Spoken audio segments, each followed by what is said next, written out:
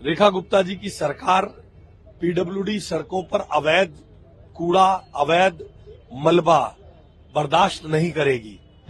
PWD की सरकार रेखा गुप्ता जी की सरकार ने पीडब्ल्यूडी विभाग को आदेश दिए कि सभी सड़कों पर से इस प्रकार के कूड़े और मलबे के ढेर हटाए जाएं।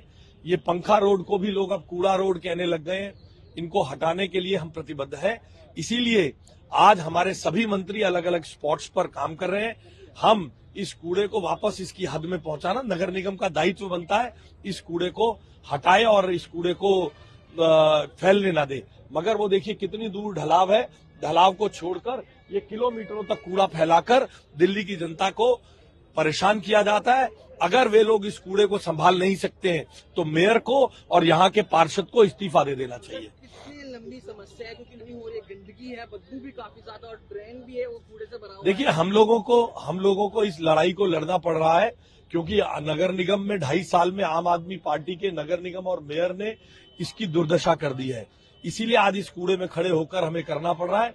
हम लगातार अभियान चलाएंगे। यहाँ पर हमारी पीडब्ल्यूडी की जेसीबी रहेंगी और इस कूड़े को हम यहाँ से इसकी हद में करेंगे और नगर निगम अपनी हद में रहकर इसको साफ सफाई करेंगे। दिल्ली का जो मिशन है, जो ड्राइव आप लोग चला रहे, प्रधानमंत्री का भी ये विजन है, कब तक इसको आप पूरा कर पाएंगे, कब तक ये होगा? देखिए आज हमने 2 दिन हुए हैं हमें प्रशासन को संभालते हुए। हम इसको अपनी जिम्मेदारी मानते हैं। जिसको आम आदमी पार्टी के महापौर, उसके पार्षद और उनके नेताओं ने जनता को अपने हाल पर छोड़ दिया था और वो सोचते थे कि वो इससे बचकर निकल सकते हैं। जनता ने जवाब दे दिया है।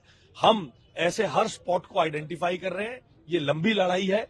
इसमें हमारा जनता से निवेदन है कि वो हमारा सहयोग करे। हम बहुत जल्दी ऐसे नंबर्स को भी जारी करेंगे जहां जनता इस तरह की चीजें हमारे पास भेजे और हमें समाधान दे पाए। कैबिनेट की पहले दिन बैठक हुई, 2 बड़े निर्णय लिए गए। कल भी एक अहम बैठक हुई। पीडब्ल्यू जो टूटी सड़कें हैं, बदहाल सड़कें हैं, नालियां भरी हुई है, इन सब चीजों को लेकर चर्चा हुई है। क्या कुछ विजन? देखिए ये सब दिल्ली की जनता के आराम की चीजें हैं। ये दिल्ली की जनता के जीवन को सुगम बनाने का काम है। टूटी सड़कों के कारण कितने जीवन लील लिए जाते हैं, अकाल मृत्यु को प्राप्त होते हैं। उन सब को हम दिल्ली की जनता के सरोकारों को ठीक करने का हम काम। विधानसभा का पहला सत्र शुरू हुआ, सीएजी की रिपोर्ट सबसे पहले कितना अहम मान रहे, क्या घोटाले खुलासा हो? अरे मोदी जी ने तो कितनी बार घोषणा की है, जिसने जनता का खाया है उसे लौटाना पड़ेगा।